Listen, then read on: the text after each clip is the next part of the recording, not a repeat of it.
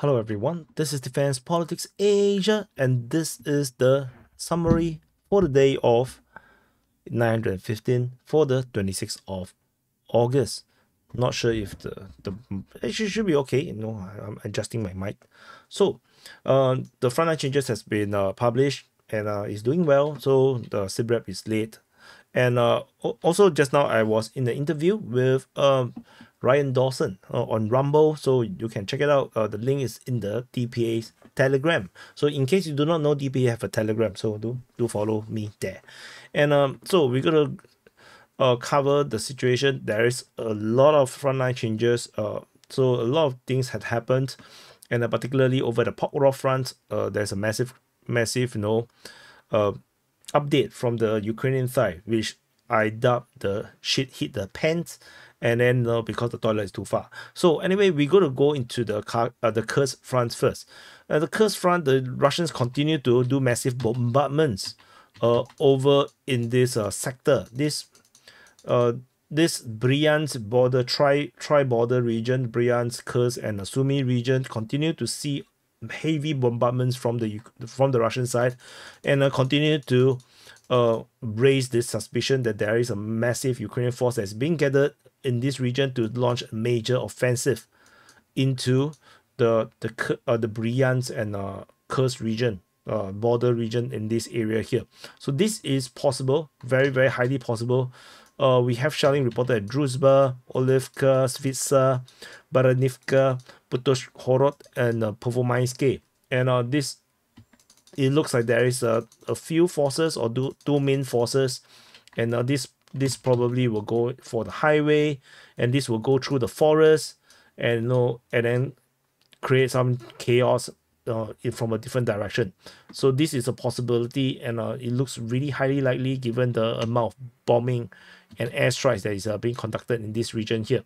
So further south, the Glushkovo region continues to be under threat, with Russian forces bombing Ukrainian position all around Glushkovo encirclement or entrapment. So this is something also to take note of. I'm not going to go through the settlement names again. Not very important per se, as you can see on the map. Like below Pilia, Katerivka, Yasturbine, Kotin. So we go into the Western Front.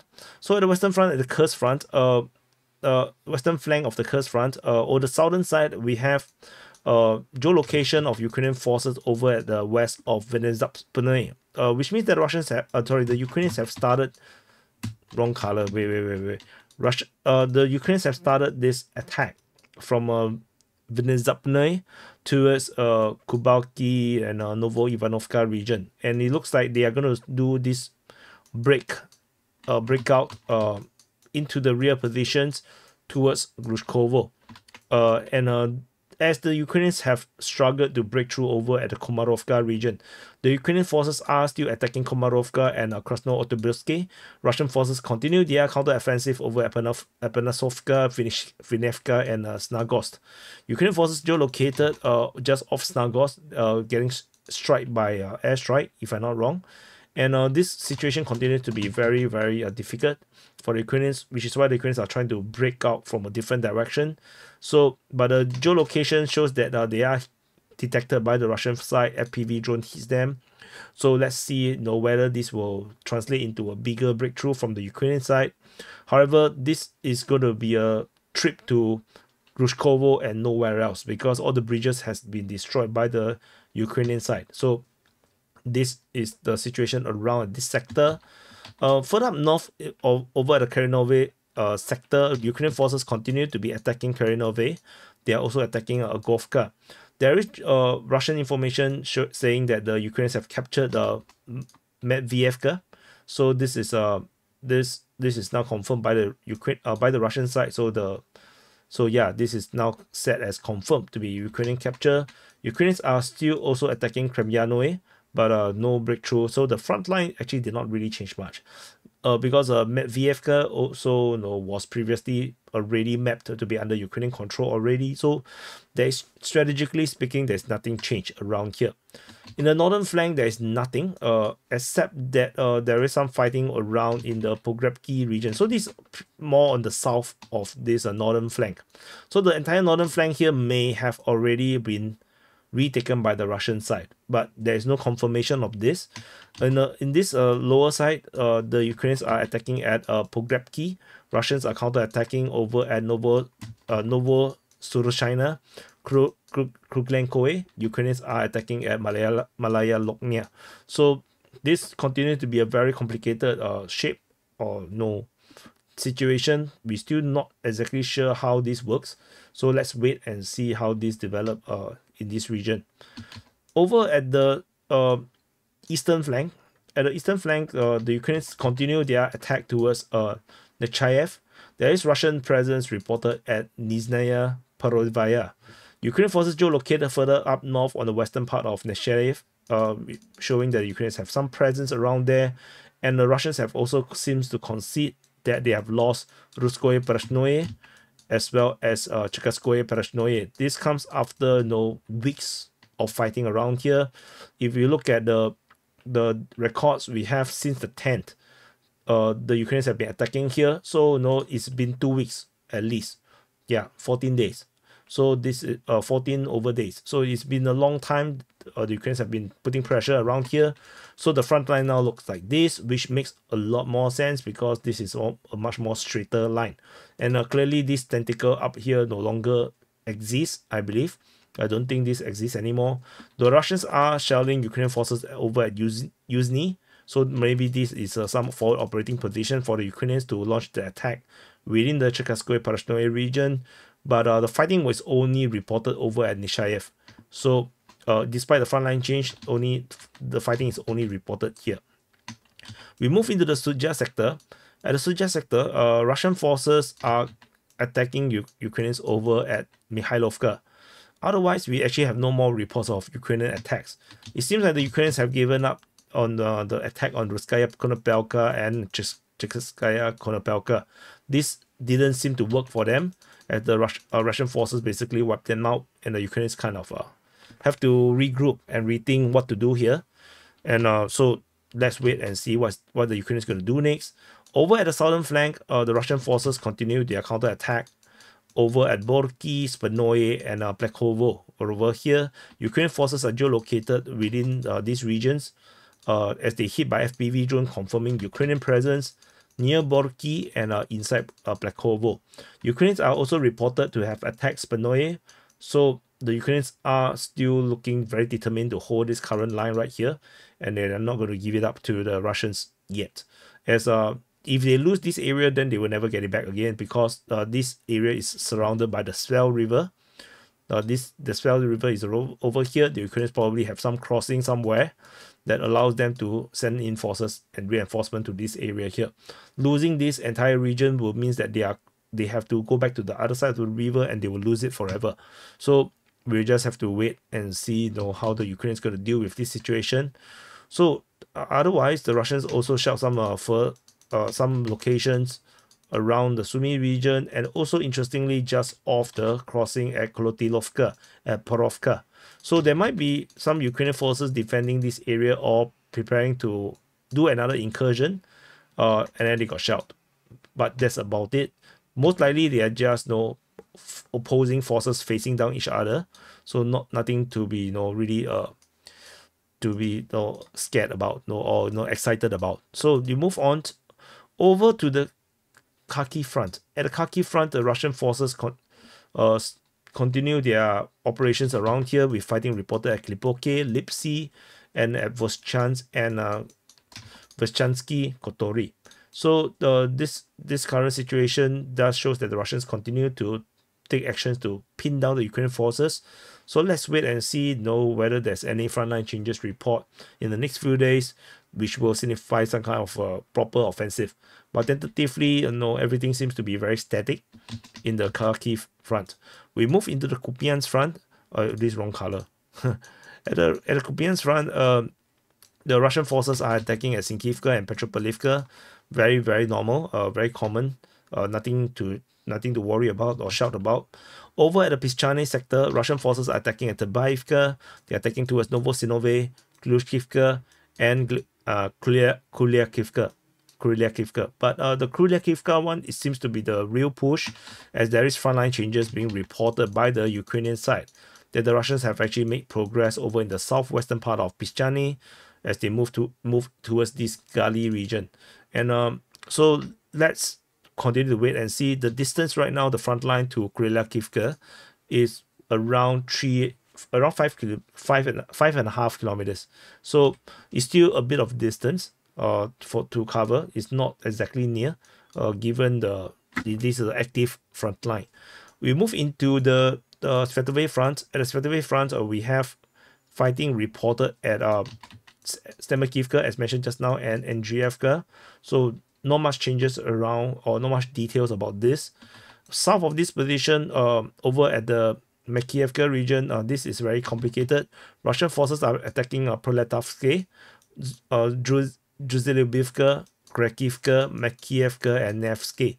And in particular, these few relocations are all actually, pretty far away from the front line, and these are all information coming from the Ukrainian Defense Ministry. So I'm not sure if there is some kind of a frontline change in this region that we are not aware of. So we have to continue to wait and see how these develop. Tentatively, based on past experience, these are just a directional indication rather than the actual presence of Russian forces near this settlement. We move further south into the Kremina front. At the Kremina front, Russian forces are attacking within the Serbiansky forestry at Torske and towards Novosadove. So that's about it in this region here. Moving into the Sivers front. At the Sivers front, Russian forces continue their offensive operation at Verkhneyamsky, Sperne, Vimka, and Perezhny. The lack of frontline changes in this area is very suspicious. So I'm definitely expecting some kind of a big change in the near future. But we still do not have anything yet. It's been quite some time already. So moving on, over the Bakhmut front in the northern flank, we have fighting reported at Kharkovivka and Chasivya. There's nothing from the Zaliniansky anymore or Vyserkivka. So yeah, a bit disappointing. So moving in the southern flank, there is fighting reported towards Dilievka, and which is over here, and that's about it. So suddenly the Bakhmut front has died down quite a bit. Geolocation of Russian airstrike on Oleksandro Shetine over here. So yeah, the Russians are conducting airstrikes. There might be something happening, but who knows. Over at the New York front, Russian forces are attacking at Torex, Pivnishny region, and Pentamelanivka. There is no fighting reported in New York and Nelipivka. Suspicious, very suspicious. I wonder if the Russians have captured Nelipivka. So over at the Torex region, the Ukrainian mapping have conceded. So in case you don't know, Torex is over here, Pivnishny, and in this region, where the hill, which I nicknamed the castle, is, the Russian forces have taken the castle and taken all of the streets along the Pivnishny region in the south. So this entire region has been captured. And this is predictable because the Russian forces has already reached this area, the northern part of the Dacha, and it was previously mentioned or geolocated to be just off the cemetery. And this is a pincer in development, and the Ukrainians would definitely have to run, which is why this is a predictable situation over here, that the lines will collapse due to the potential encirclement. Geolocation of Ukrainian infantry got struck just off the prison. So I think this is prison number 2 or penal colony number 2. So that's over the situation in the Pivnishny region. So we move on. As I mentioned, the lack of fighting being reported at Nelipivka is extremely suspicious, because this is the serious front line where where it's very strategically important and very critical. No fighting is a bit weird. So I believe that maybe they may have fallen to the Russians. So let's wait and see. Moving into the Pokrov front. At the Pokrov front, a lot of changes around here. So I have to go into cut it into flanks. So in the northern flank, the Russian forces are attacking towards Zelenopole, Novo-Alexandrivka, Vozdvizenka, and Mariolubivka. So this area is the one they're attacking. Why have I not changed the color to this? Yeah, give me a second. Okay, never mind. This I already covered previously, so I haven't changed the color to gray. So due to the way how I reported the frontline changes report, but I mixed it up already, so I kind of like forgotten. So maybe I should change the colors. Give me a second. A second has passed, and I've already did the changes. So we move further south over to the first bosses region. So we have two first bosses, the Horodivka and Novo-Horodivka, and there is no progress in Horodivka, which I find another nickname for it is called Horror Difficult. So yeah, never mind. This is a poor joke. So Russians are attacking Horodivka, but there is not much updates regarding here. Apparently, the Russians' real push is not at Horodivka, but it's at Novo-Horodivka. So we zoom in this region here. So some say this is a rhinoceros, some say I say it's an elephant. You know, so a lot of people see a lot of different things. But the Russian forces are attacking Krutya, and this is now corroborated by the Ukrainian mapping. And the Russian forces are geolocated within Novo-Horodivka, and they have taken a lot of grounds around here. The Russians have pushed out of Zuravka, and they have taken a lot of grounds and pushed up to this northern part of Novo-Horodivka, which makes this face very unhappy. This face, so there's this face, these eyes, and then the nose, and then he's like not happy. The face is now not happy. So because someone is trying to dig his nose, put the tongue there. It's just so disgusting. So and if you look very closely, this settlement, this city around here is looking really bad. There is probably some Ukrainian defenses around here that they still can help out with the defense, but the Russians have already pushed up in the northern region. So this is the current situation, and they can break it apart, and then the Ukrainians will have to resupply and reinforce from two different sides and cannot connect to each other. In the northern part, this area looks very undefended. The Russian forces have pushed very high up, and again there is another hill around here. So there's the one of the eyes actually. So the Russians are pushing up the nostril, and we're going to see how this develop. The frontline change is a surprise. This is from the Ukrainian mapping, and they just dropped this nonchalantly. Very weird. Previously they are withholding information, but it looks like the frontline change is just too big for them to hold back. So they have to drop it out. So and then we have the Russian Defense Ministry saying fighting at Novozelane, which is ridiculous. The front line has already moved pretty far away, and based on the latest Ukrainian mapping, we can confirm that Pitishe has been captured, and there's also further big changes around this area. Over at the M&M region, the Mikhailivka and Memrik, the Russian forces have captured the entire of this mining region, and they have taken the northern part of Mikhailivka. So this is a big change, and the Russians also punch all the way down to Memrik, and it looks very fast and very easy. Probably the Ukrainians aren't defending this area at all. So this area is now very compromised. The Russians have entered multiple settlements. Yeah, looks very collapsy. Very, very collapsy. Over in the Kalinove region, the Russians, as I mentioned, captured Pitishe. They have taken everything around here. And based on Ukrainian mapping, the Russian forces still have not captured Kalinove. The front line now looks like this. Clearly, this is not humanly defendable. This don't make sense. I don't think there's Ukrainian troops here at all. So most likely the Russians have already captured Kalinove by now.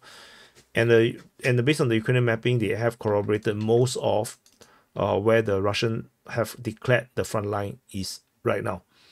And also the Ukrainian mapping also confirmed that the Russians have taken the the isthmus, the land bridge between the Yasnoborodivka side and the Kalinove side. So it's unclear if the Ukrainians have this stronghold still being defended. So we will wait and see how this develops around here. Very, very big collapse of the front line all along the Pokrov front. And the Russian forces are also reportedly attacking Helesinivka. And this is on the 25th of August. Why is this not colored? Did I miss this? So anyway, we will just continue to monitor the situation around here. Over in the Donetsk front, other than the fighting reported at Kharkivka, over Kharkivka, at the Krasnohorivka Marinka region, Russian forces continue to fight in the Battle of Krasnohorivka, and there is some interesting development. Russian forces have been geolocated to have moved in the Marinka region, in the northwestern part of Marinka, prompting the invalidation of some of this Ukrainian mapping. Russians are attacking Georgievka and towards Hostry. So I wonder if there is this concerted effort, because previously we have this attack coming from this area, where the Russians are now starting to push in this direction all towards Hostry. And I wonder if this is a thing. Yeah. If this is a thing, then if we zoom out, you can see that they are heading into this region, into Hernik, and this will meet with the Russian forces coming from the north.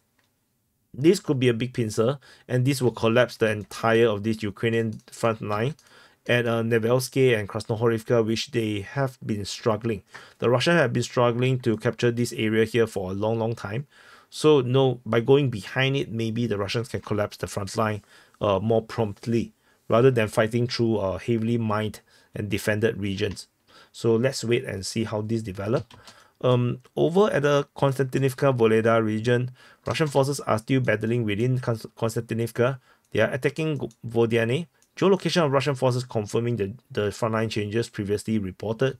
Ukrainians are getting bombarded within Vodiane, and Russians are attacking Voleda. So very interesting that the Voleda continues to be a thing. 21st to 26th, this has been becoming a permanent feature of the SITREP right now, and there must be something happening over at the Voleda region. Very, very suspicious over here. We move further on. Over at the rest of the Voleda line, there is fighting reported at Preshestivka, and this is another one of those suspicious one, because both Ukrainian and the Russian Defense Ministry have mentioned Preshestivka. You can see Preshestovka over here and Preshestivka around here. So there must be some major push happening around this area here, or attacks coming from this area, or bombardments. That cause both sides to be reporting about this.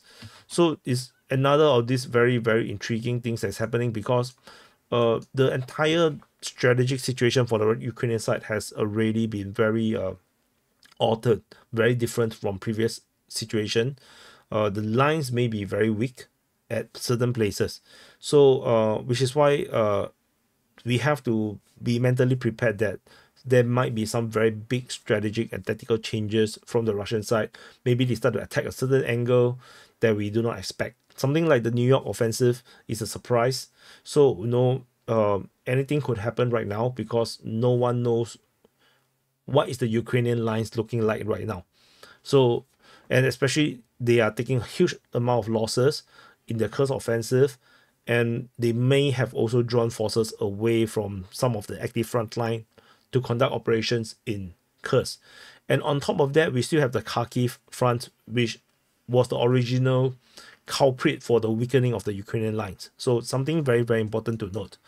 And over at the Zaporizhia front, there is geolocation of Russian forces over in the Robotine region, where they were attacked by Ukrainian FPV drones. So confirming Russians' presence around here. And there is, in terms of fighting, there is only one fighting reported at Malyshabaki, according to the Russian Defense Ministry. So probably skirmish, nothing very significant, because this is not offensive. If it's just not a big offensive, it's just one town. And over at the Kherson front, there is shelling reported over at this region called Sablukivka, and then Tokarivka, as well as Kherson. There is fighting reported in the island zones, according to the Ukrainian Defense Ministry. So there is some fighting around these regions here. So we're not sure what the hell is happening around there. So let's just wait. The islands are not very important, but interesting that the Russians are being reported to do some movements in the islands. So anyway, that's it. So this is the SITREP or the summary for the day of 915 for the 26th of August. Press the like button, subscribe, and I'll see you guys in the next update.